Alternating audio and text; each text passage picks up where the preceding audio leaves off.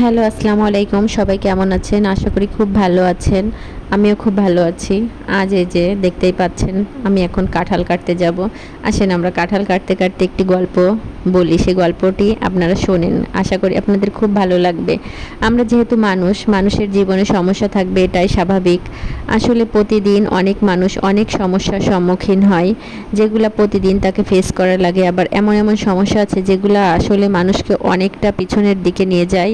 সে সামনে আগাতেই পারে না, আগাতে চাইলেও। কিন্তু আসলে আমাদের ওই সমস্যাগুলোকে ঝেড়ে ফেলে আমাদের সামনের দিকে আগাতে হবে, তাহলেই তো আমরা আমাদের মূল লক্ষ্যে পৌঁছাতে পারবো। এজন্য আসলে অনেকে অনেক ধরনের কথা বলেন। আজ আমি আপনাদের এমন একটা গল্প বলবো যে গল্পটা থেকে আপনারা আশা করি অনেক কিছুই শিখতে পারবেন। আসুন তাহলে গল্পটা শোনা যাক। এক লোকের খুব প্রিয় একটি গাধা একদিন একটি গভীর খাড়া পাহাড়ে খাদে পড়ে যায়। লোকটি গাধাটিকে টেনে তোলার আপ্রাণ চেষ্টা করে ব্যর্থ হয়। লোকটি কিন্তু গাধাটিকে ছেড়ে দিনি, সে কিন্তু গাধাটিকে টেনে তোলার চেষ্টা করছে, কিন্তু তারপরেও উনি গাধাটিকে টেনে তুলতে পারতেছেন না, অবশেষে ব্যর্থ হন। কিন্তু উনি শেষমেশ এটা কিন্তু যে ফেলে রেখে যাব, হয়তো বা একে এখানে জীবন্ত সমাহিত করতে হবে, এ ধরনের চিন্তা উনি মাথায় রেখে শেষ পর্যন্ত সিদ্ধান্ত নেন গাধাকে জীবন্ত সমাহিত করার। তিনি গাধার উপর মাটি ঢালতে থাকেন। অপরদিকে ভার কমাতে গাধাটি গায়ে পড়া মাটি ঝেড়ে ফেলে দিতে থাকে।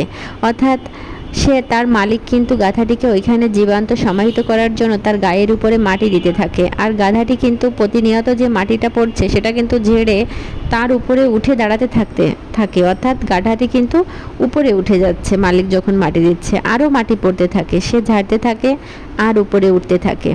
এভাবে লোকটি মাটি ফেলতে থাকে আর গাধাটি মাটি ঝেড়ে ফেলতে ফেলতে উপরে উঠতে থাকে।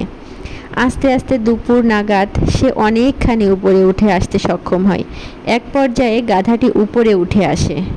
আসলে কি জানেন, দেখেন আমরা অনেকে সমস্যার মধ্য দিয়ে যাই, মনে করি হয়তো এই সমস্যাটা আমাদের চিরকালই থাকবে সঙ্গী, এটা থেকে হয়তো আমরা কখনো নিস্তার পাবো না। কিন্তু না, এখান থেকে অনেক কিছু শেখার আছে। দেখেন গাধাটির উপরে মাটি ফেলেছে আর সে কিভাবে উপরে উঠে আসছে।